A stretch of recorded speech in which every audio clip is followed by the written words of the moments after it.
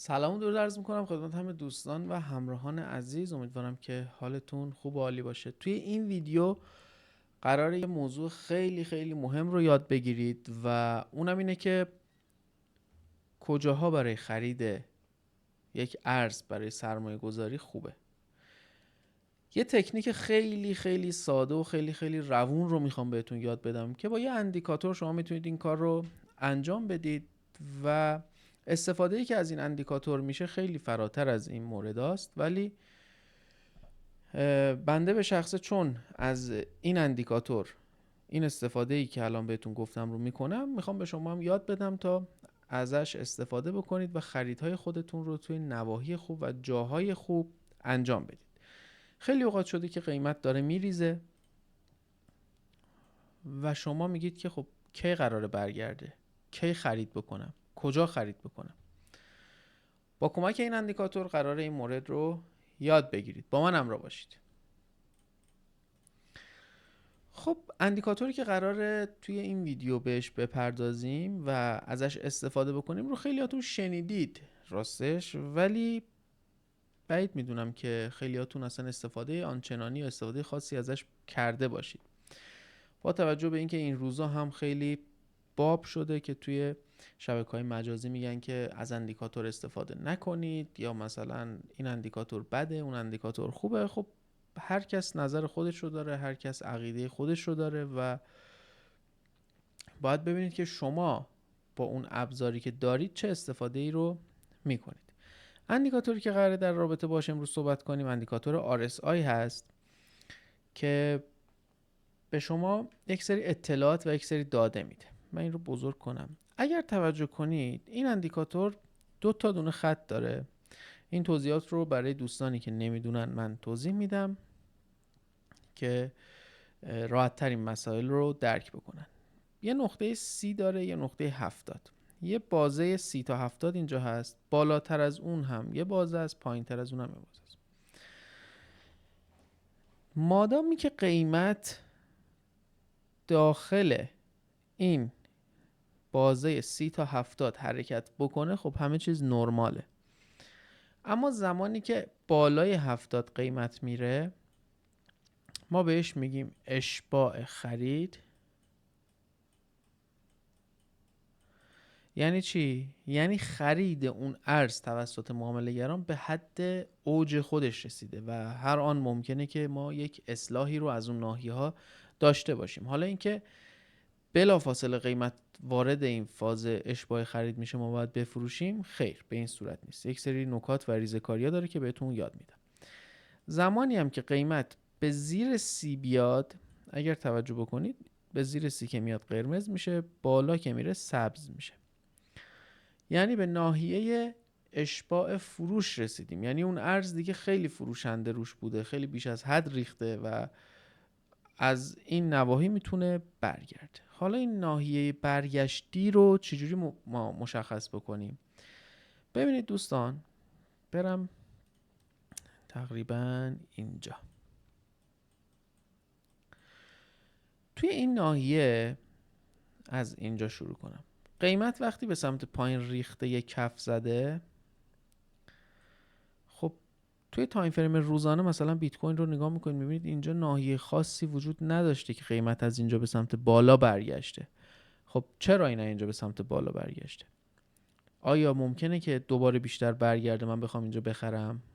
شما میایید اندیکاتور رو وا میکنید میبینید که مثلا روی این کف قیمت روی اشباع فروشه. اما آیا الان باید بخرم؟ نه.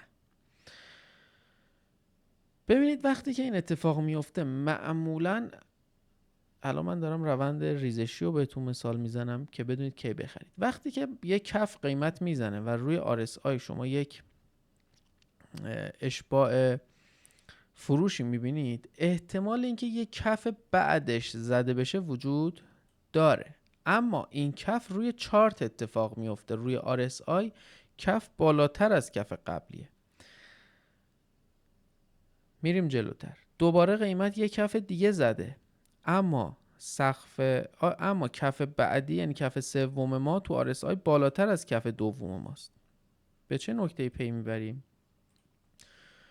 که ما یک واگرایی صعودی داریم، قیمت رو چارت داره میریزه ولی رو RSI داره میره بالا. این یه سیگنال خرید زود هنگامه. مثلا اگر شما اینجا یه خط روند بکشی، خب به شما میگه که بعد از این شکست وارد معامله خرید شو.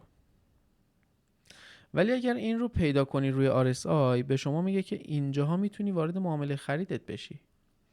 و معمولاً وقتی که یک کف اول زده میشه روی RSI اشباع فروشی، شما میبینید 2 تا کف بعدش مثلا زده میشه. یعنی مثلا شما 3 تا کف میبینید ولی روی RSI کف ها بالاتره. پس منتظر 3 تا کف باشید.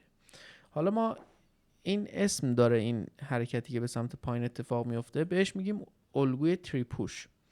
یعنی قیمت 3 بار پوش کرده به سمت پایین ولی RSI ما داره به سمت بالا میره. شما اینجاها با استفاده از قانون تریگر ورود میتونید وارد معامله بشید. اگر که حالا یک ناحیه‌ای هم اینجا داشته باشیم و این اتفاقها روی اون ناحیه بیفته، یعنی مثلا این الگوی تری پوش اینجا اتفاق بیفته، یک کف اینجا، یک کف اینجا، یک کف اینجا، در اوج این ریزش کف سوم و دارید میبینید RSI داره میره بالا، یعنی بهتون داره میگه که ما میتونیم به سمت بالاتر حرکت بکنیم. اینجاها جایی که میتونه قیمت برگرده. پس شما میتونید اینورا خرید خودتون رو انجام بدید، نباید بترسید اصلا. نهایت میاد یک کف خیلی ریز پایین تر میزنه ولی بعد دوباره برمیگرده بالا، چون اگر با RSIش توجه بکنید RSI کاملا به سمت بالا داره میره ولی قیمت داره به سمت پایین میریزه. پس ما یک واگرایی داریم، یک واگرایی صعودی داریم. خب اما اگر قیمت بین این ناحیه 30 و بین این ناحیه 70 قرار بگیره، این الگوهایی که شما اینجا میبینید مثلا شاید این واگرایی ها و این تناقض توی این بازه هم اتفاق بیفته، ولی اندازه زمانی که توی اشباع خرید یا اشباع فروش این اتفاق میفته معتبر نیست. نمیگم عمل نمیکنه، خب از هر 10 تاش ممکنه 4 تاش عمل بکنه، ولی قد این چیزی که الان بهتون یاد دادم نمیتونه دقیق باشه. این چیزی که الان به شما آموزش داده شد از هر 10 تا 8 تا 9 تاش همین اتفاق داره میفته. بر فرض مثال الان اینجا رو نگاه کنید، شما برگردیم عقب‌تر، زمانی که قیمت از 110,000 دلار به سمت پایین ریزش کرد، الان اینجا RSI نگاه کنید رسیده به سمت سقفش ولی قیمت اینجاست. نگاه کنید RSI یه سقف پایین‌تر زده ولی قیمت اینجا سقف بالاتر زده. RSI دوباره سقف پایین‌تر زده ولی قیمت اینجا سقف بالاتر زده. قیمت سقف بالاتر زده و RSI سقف پایین‌تر زده. پس اگر شما این رو توجه کنید متوجه میشید که قیمت میتواند از این ناحیه ریزش داشته باشد. ببینید 3 تا سقف اینجا زده، 3 تا هم اینجا. حال حاضر قیمت بیت کوین چی میگه؟ ما یه سقف اینجا داریم، قیمت رسیده به اشباع. زمانی که قیمت وارد فاز اشباع یعنی اینجا سبز بشه یا قرمز بشه، ما از این استراتژی میتونیم استفاده بکنیم. قیمت رسیده به فاز اشباع، اینجا قیمت یه سقف زده، یه سقف دوم اینجا زده ولی سقف بعدی داخل RSI پایین تره. پس احتمال داره قیمت دوباره برگرده بالا، یه سقف این بالا بزنه اما همچنان RSI مثلا یه سقف پایین تر بزنه. توی این حالت شما متوجه میشید که اینورا جای فروشه، من اینجا بفروشم به سمت نواحی پایینتر مثل اینجا.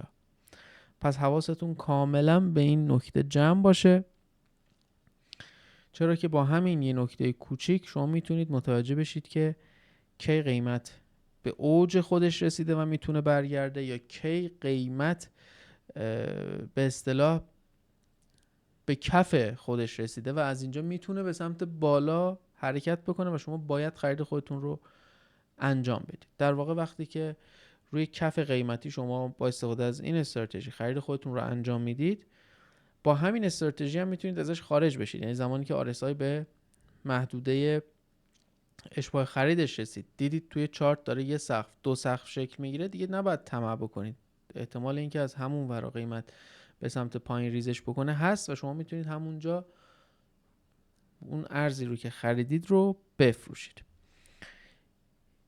هر ارزی رو که میخواید بررسی بکنید رو روی چارت باز بکنید. RSIش هم از این ناحیه قسمت اندیکاتور اگر بنویسید RSI Relative Strength Index رو بزنید، قیمت در قالب RSI بهتون نمایش داده میشه و شما میتونید چارت RSI و چارت قیمتی خودتون رو بررسی بکنید. جاهایی که تناقض داره مثل اینجا، جاهایی که قیمت وارد فاز اشباع خرید یا اشباع فروش شده رو میتونید بررسی بکنید و ببینید که کجاها میتونستید خرید داشته باشید، کجاها میتونستید فروش داشته باشید.